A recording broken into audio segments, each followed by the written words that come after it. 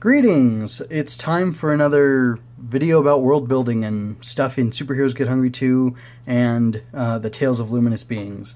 You can see here I've sketched out a bunch of magic users and their items, basically. I'm going to be talking about how magic works in Luminous Beings, the Tales of Luminous Beings, which is the offshoot of Superheroes Get Hungry 2 that I hope to have in production in not too long a time.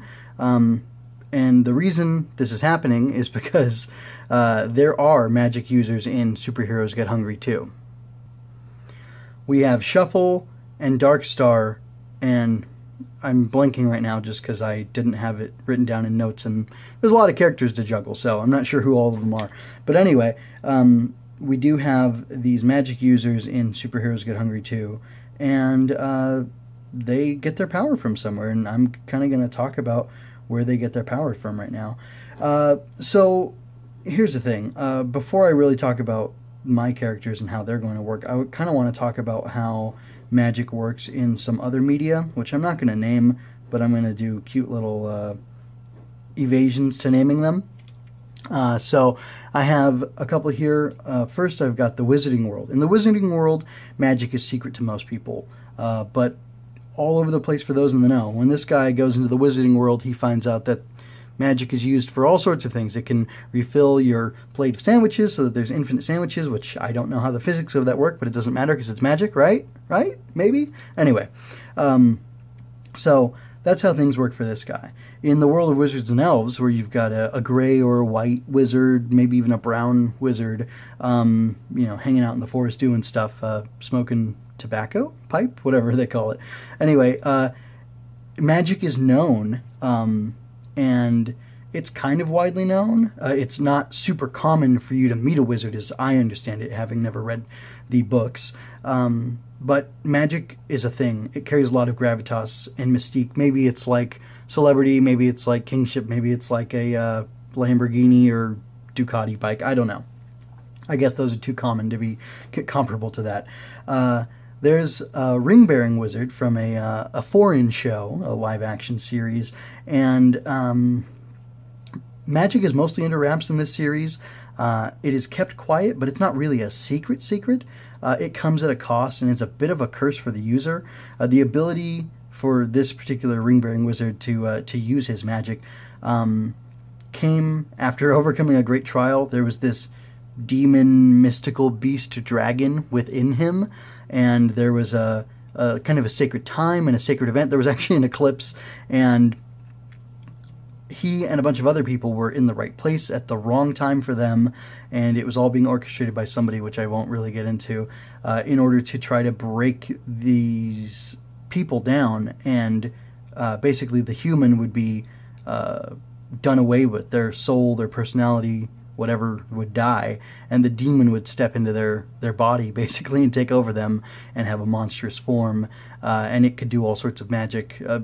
Various demons or creatures in this series had different types of magic that they could use. So that's what's going on in his world. And interesting, I don't really know how magic is powered in either of these worlds, but this guy is always slamming down donuts in order to keep his calories up, because he can only exert so much energy per day, and part of that is based on how much he has energy in his body to fuel his magic, which is a concept I really enjoy. Then we have a story about a wonderful wizard. You might recognize this footwear here. And in the stories of the Wonderful Wizard, actually there's one movie, and there are 14 canonical books written by the original author. And in these 14 canonical books written by the original author, there's a lot that happens. There's a lot of magic users you find, though the Wonderful Wizard is actually a flim-flam man. There are, there's a witch who has legitimate magic powers. There's a good witch. I don't think there are any fairies, but you meet other bad witches in the series too, and there's magical items, and there's a magical belt that this Troll King has that he can turn people into knickknacks, which is really neat. Something I thought was pretty cool. But anyway, so yeah, there's magic existing in all sorts of forms in that world, and I think that's pretty interesting. One of the most interesting things about the world of the Wonderful Wizard is that again and again it's stressed that the reason that these sorts of things don't happen in modern times, and these books were written back, I believe, starting back in 1903 was the first one, is that the world, the U.S. at the time, was the primary audience of the author, who I'm sure never imagined that his books would be enjoyed all over the world, etc., because people didn't know about how the world would be today.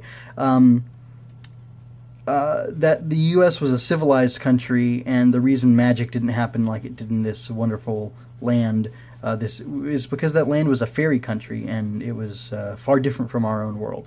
So, anyway, that's just a brief description or me touching on magic and different properties from throughout time. This was a book, a series of books turned into a movie. This was a TV show.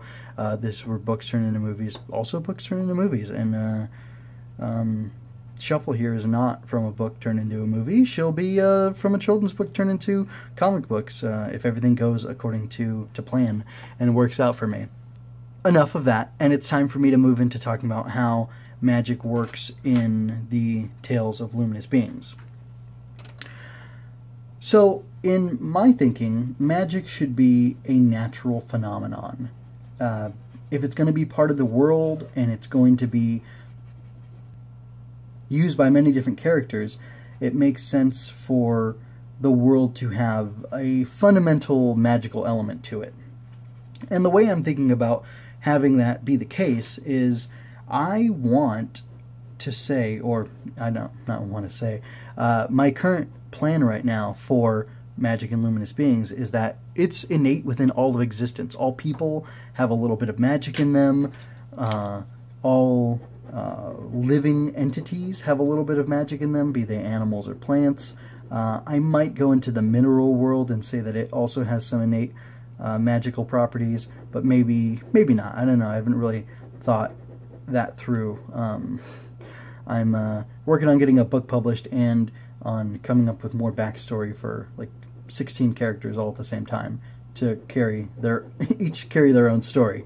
So please forgive me for not having everything 100% thought out. But that's one element. It's innate. Because it's innate and it's in all people to some extent, obviously, the question might arise, well, then why aren't all people using magic in these comics or these stories that you're telling about these characters? Well, the reason they're not all using magic is because it needs to be developed. People only have so much in them at a time, and you can be born with a certain amount, and just like in this world, some people are born with tremendous talent, and some people are not. I have a passion for drawing, but it definitely isn't my talent, whereas I know plenty of people who have talent for drawing, and it's not really something that they're that interested in, and that's okay. Am I jealous? A little bit. It'd be nice, but I love writing, and I love working on the ideas, so that keeps me satisfied for sure. Anyway, continuing. Because it can be built up in a person, that means you can have somebody who isn't very proficient in the use of magic, who can gain amazing proficiency in the use of magic. And beyond that, not only can people's magic grow, but people who have magic, who possess a higher quantity of it, can imbue objects with magic. So they can take an inanimate object and kind of pour magic into it, or have it be associated with magic, which is why you can get things like this here, which was a lazy, like, magical staff. Actually, you know what? This gray wizard fellow over here has a magical staff. And anyway, I'm definitely saying things like that can be happening in my stories. I also like the idea of, let's say you have a magic user who has a certain item, like a wand, or maybe a belt or a chain that they wear, that these items, being exposed to magic all the time, can kind of gain a magical ability based on something. I think it'll kind of be random and unique to each item and to each character and to the circumstances they were using it in, but I like the idea of basically having enchanted items, because that's fun, and I like the idea of them being enchanted purposefully and accidentally as well. I think having those two branches will make for a lot of story possibilities, and it feels real. These magical items that become enchanted one way or another, they can kind of retain the magic for a while and continue to do what they are able to do, almost programmed to do magically, if you want to think about it that way. But there's a half-life to magic. The magic would wear off at some point, and it would be completely gone from within an item. Now, coming off of that, I also have the idea that if you pour more magic into an enchanted item, that does something. It can basically be fueled back up.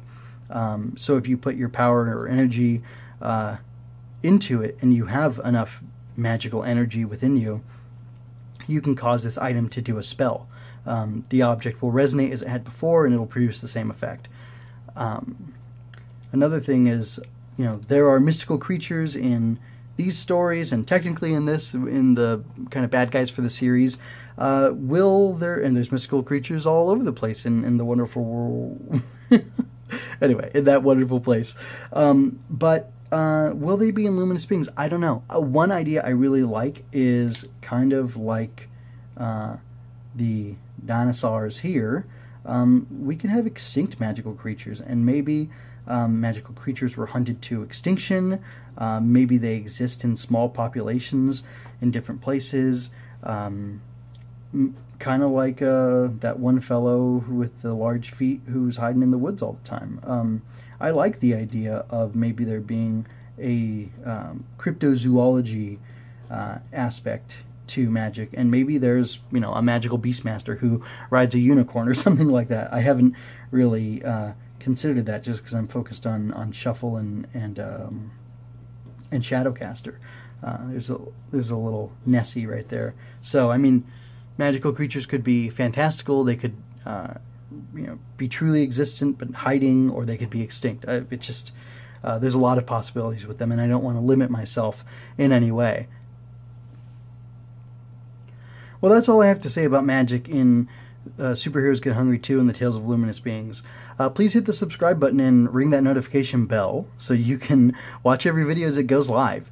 You can find more information on Shuffle, Shadowcaster, Downpour's my other magic user, on my blog with the link in the description. It's long, just look in the description. Or you can subscribe to the Facebook page, which is facebook.com/ oh, this is the great thing about having writing in front of me, SGHT Scribe. As in, I am the SGHT Scribe, Superheroes Get Hungry 2 Scribe. So that's facebook.com/ SGHT Scribe. And that's also going to be in the description. Thank you so much for watching. If you enjoy my work, please give it a like and share it with your friends, family, neighbors, and nemesis, if you have any.